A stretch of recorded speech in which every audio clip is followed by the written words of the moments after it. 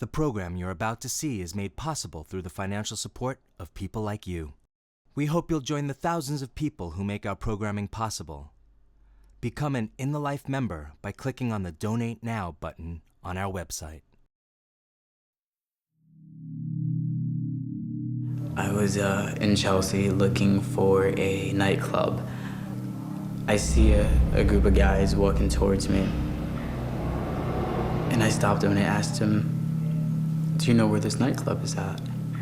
And he's just staring at me. He gives me this deep, awful gaze. So I was ready to walk away, and he asks me, "So you're a faggot?" And I turn around. And God, I wish I didn't turn around.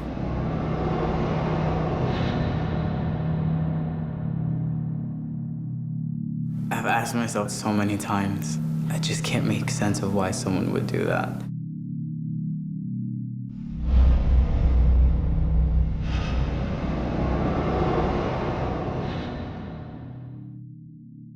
An openly gay 15-year-old boy who was murdered. Investigating whether a shooting that wounded 3 people inside a gay bar was a hate crime. The woman says that her attackers targeted her because she's a lesbian. Yelled anti-Hispanic and anti-gay slurs. The statistics are startling.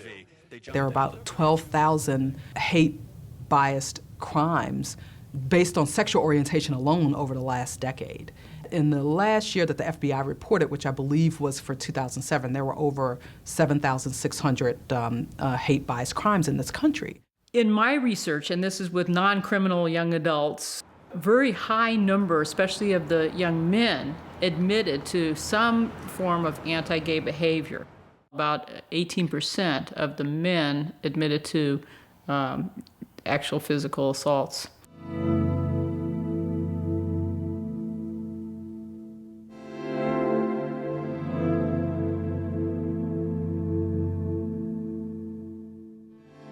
What we notice with hate crimes or hate violence incidents, there's this phenomena of overkill.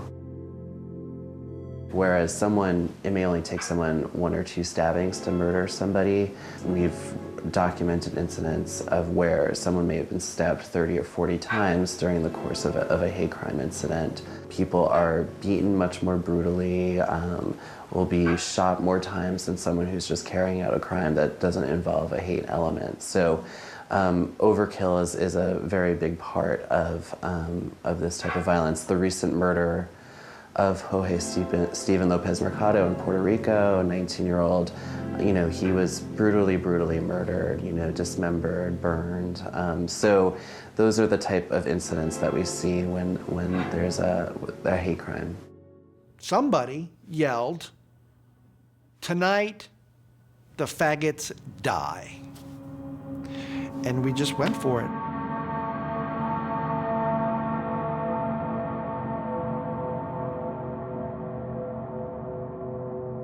The best way to describe that evening was that it's sort of like taking a remote control and pressing fast forward. It's like really, really fast, adrenaline.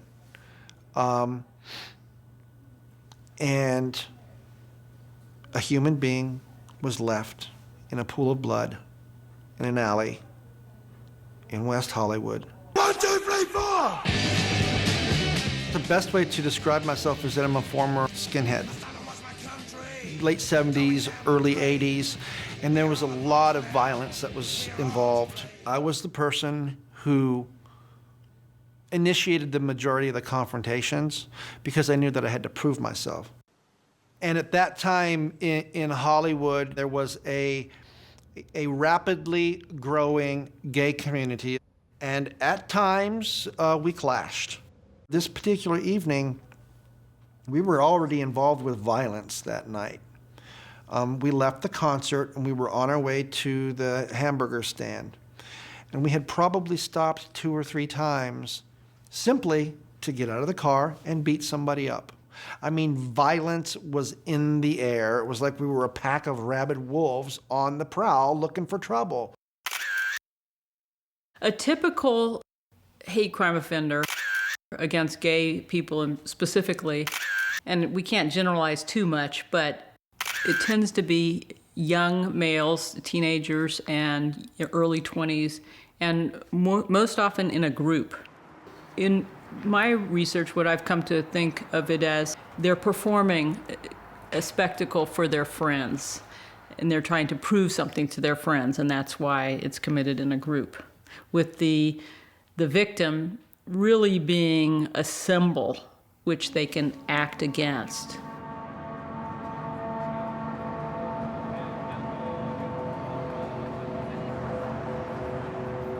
And as his friends are all kicking me and punching me, they're also calling me a faggot. They're also calling me a sucker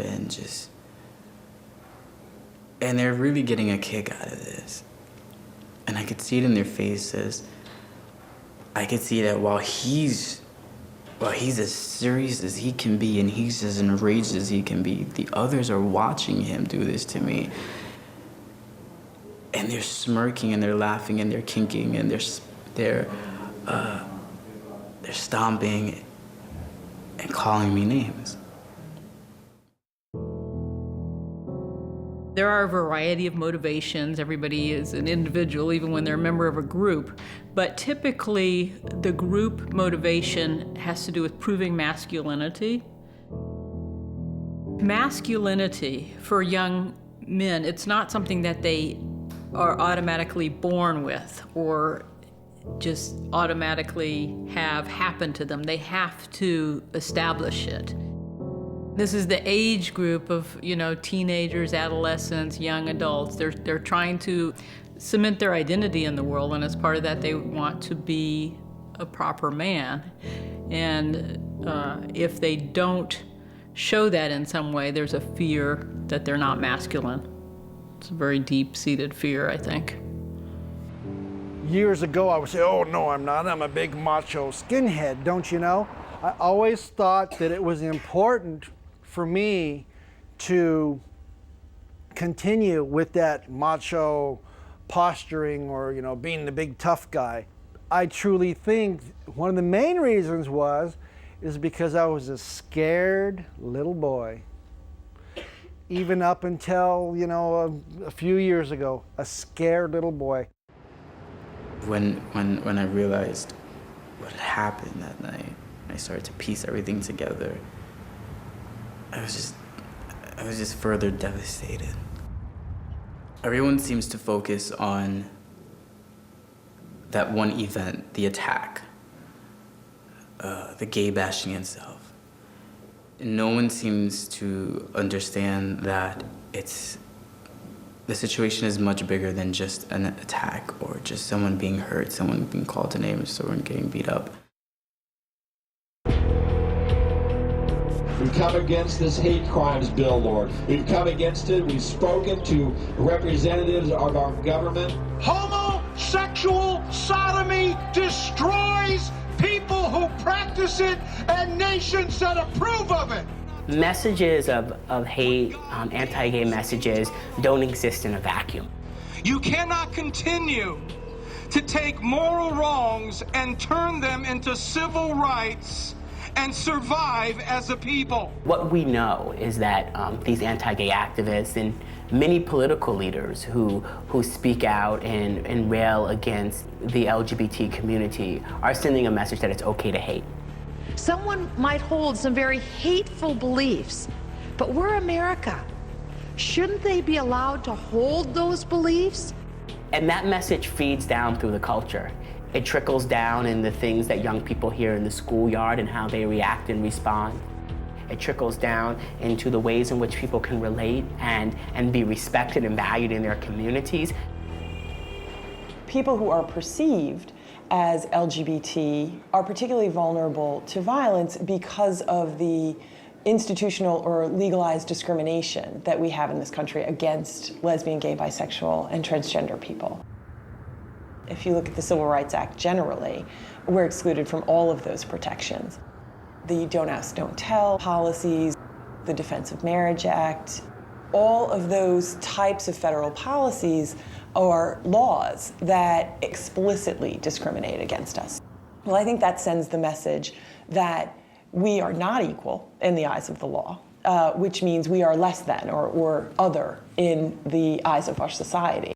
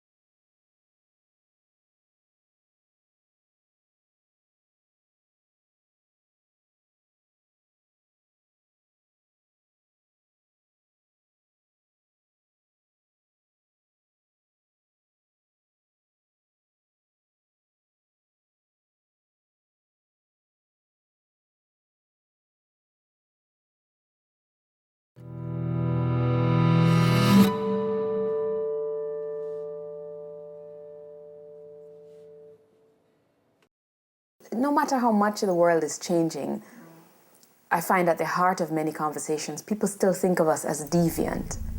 We don't know where homos came from. We don't know where lesbians came from. We believe that homosexuality is destructive to society. It's nasty. It's disgusting. And so if I believe that a person who participates in a homosexual relationship, that person is somehow anti-family, or their very existence threatens the way of life for people who are heterosexual and people who consider themselves morally upright. If you believe that, then what conversation is there? There used to be this idea that young guys that attacked gays were afraid that they were gay, and they were just sort of defensively responding because of their own mixed sexual feelings. And, that could be true for some people. But in general, that has not been established by the research. And it looks more like young guys who do these group assaults in particular, they have this sense of cultural entitlement. I mean, I don't want no man blowing me a kiss either. I mean, things happen. I mean, I've been beat up like that too, but you don't see me on the news and my family crying and this and that. Wounds heal. Like they have the right, or they should be helping to control social deviance by keeping people who violate gender norms in their place. Who has this biblical quote tattooed on his shoulder. Leviticus 18:22, you shall not lay with another man as one does with a woman, for it is an abomination. I was led to believe that in order for me to save the country, I had to go out and I had to do what the authorities were afraid to do.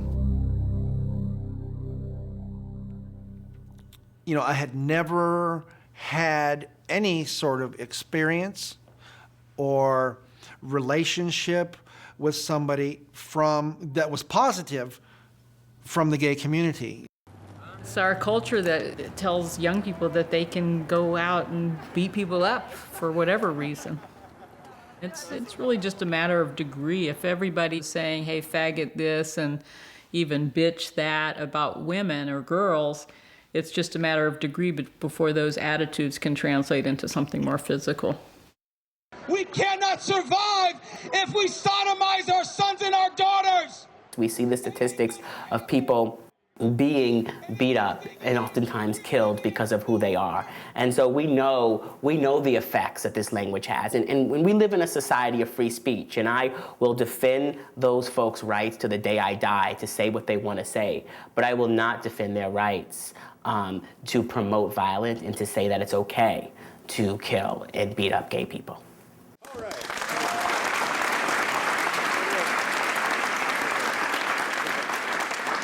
After more than a decade of opposition and delay, we've passed inclusive hate crimes legislation to help protect our citizens from violence based on what they look like, who they love, how they pray, or who they are. It is often thought that hate crimes legislation is our issue. And so once hate crimes legislation was passed, our issue is done, and successfully done, and congratulations.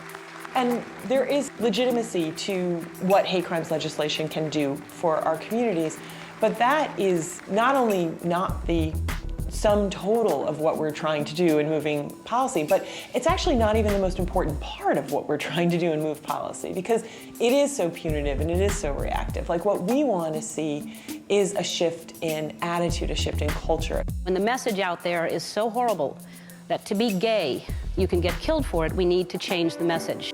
Hate, it's like a disease, like a cancer. And I think until we as a society go after the causes, not what happens afterwards, not the effects of hate, but the cause of the hate. Because you can cut out something and it can still be there. You have to find the cause, cure the cause, and you'll cure the hate.